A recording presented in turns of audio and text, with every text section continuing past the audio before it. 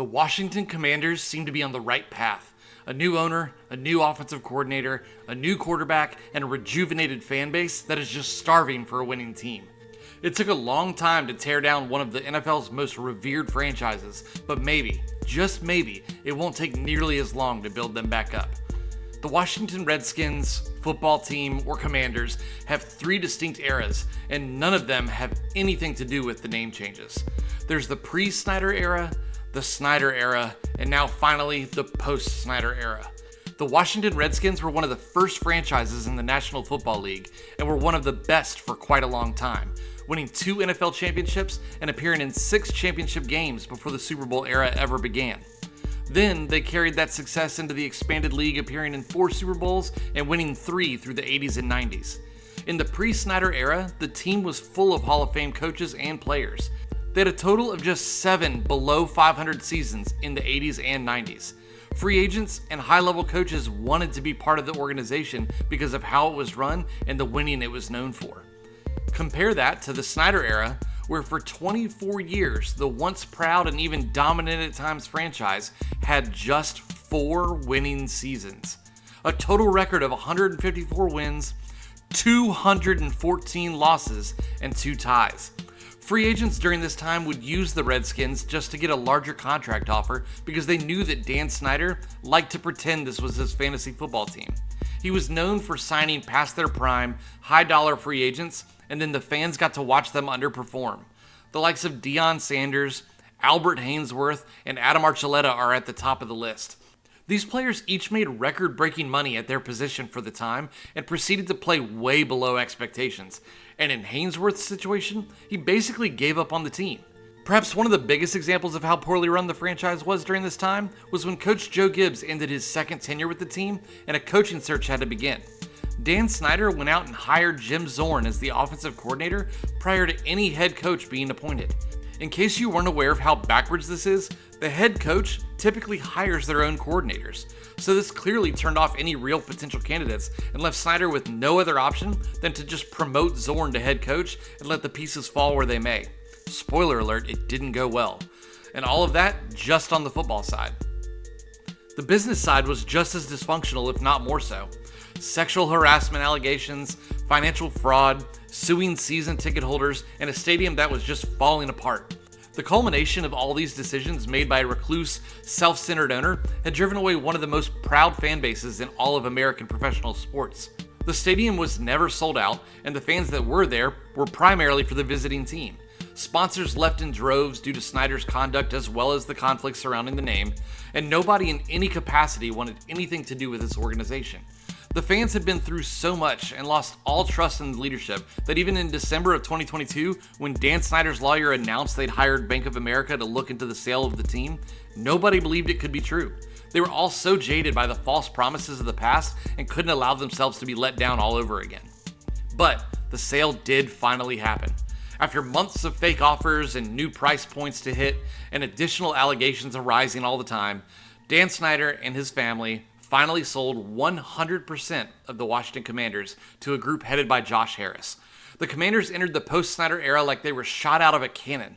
The day that Harris was voted in as a new owner, he called into DC radio stations who were hosting parties at bars and restaurants in the area. He ended up buying the fans a round of beers in the process, something that would never happen under the penny-pinching and disconnected Snyder. Then, at the first training camp day open to fans after the purchase, the Commanders had packed stands and standing room only. The biggest change, other than the fact that fans were actually excited to be there, was that the new ownership group had provided a family area for the wives, kids, and other family members of the players. During a survey done in the offseason, the Commanders had ranked at the bottom in nearly every category, but especially when it came to how their family was treated. This was another big step in the right direction. At the first preseason game in Cleveland, in the pouring rain, Josh Harris decided to forego a fancy box with air conditioning, and he sat in the lower bowl amongst many fans with his son. He took in the game with the fans as a fan. So much about this just feels polar opposite of anything Snyder would ever do. He wouldn't dare show his face that close to the common folk. Everything feels exciting and new, including what's happening on the football side of things. Eric Bieniemy looks to be the best addition to the team this offseason. The assistant head coach title doesn't just appear to be lip service either. He was given a lot of control of the training camp practice schedule, and you can see an uptick in intensity, and most notably, the sheer number of plays being run. EB is known for being intense, but it's so clear he cares about his players and winning. The team under Rivera and Scott Turner reportedly had rather lazy practice sessions with a slower pace and very little contact. They made it about an abundance of caution to keep guys healthy, but the results on the field rarely prove them right. I am fully aware it's just the preseason, and the preseason doesn't matter, good or bad, but there are things you can take away from these games. The fluidity of the offense getting in and out of the huddle under Sam Howell, no pre-snap penalties with the first team offense, and the concepts of the offense, which will surely be expanded upon in the regular season, seem to play to Sam's strengths. Quick hitters, creative screens, and occasional moving pockets. It keeps the quarterback in a rhythm and helps hide the deficiencies in the offensive line. Howell is no Patrick Mahomes, but he has very similar traits when it comes to arm strength and mobility, and EB is using the old Kansas City offensive scheme to his advantage in building up his new young prospect. There's no faster track to becoming a head coach for Bieniemy than turning this 5th round pick into a top 15 quarterback in the league for a franchise that hasn't seen offensive success since Kirk Cousins was at the helm.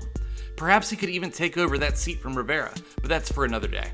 This team, this iteration of the Washington Commanders in the year 2023 appears to be one of the fastest rising franchises in the NFL, if not all professional sports. Sam Howell has a lot to prove, and he hasn't played a meaningful NFL game yet, but every single test that's been put in front of him to this point, he has passed. Against the Cowboys team with nothing to play for, and with only 19 passing plays called, he performed and led the team to a win in Week 18 last season. In 2 preseason appearances, he led the team on scoring drives and didn't turn the ball over. He called the plays and got in and out of the huddle smoothly. He has led by example in practice and the locker room, and impressed in interviews. He's humble yet confident, and quiet but commanding. His teammates believe in him, which might be the most important thing in all of this, and all he has to do is take the easy play to stay ahead of the chains and make 2 or 3 plays off script per game. This defense should keep them in most games, so as long as there aren't costly turnovers, then any game should be winnable. Speaking of the defense, after a top 5 season last year with an elite pass rush led by their duo of interior linemen, John Allen and Daron Payne, they decided that wasn't good enough. The team spent their top 2 draft picks on defensive backs.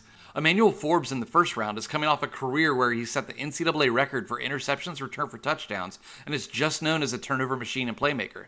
The biggest thing the defense was lacking. While they held teams to lower point totals and fewer yards than most other teams, the Commanders were in the bottom third of the league in takeaways. That's not a sustainable path to success.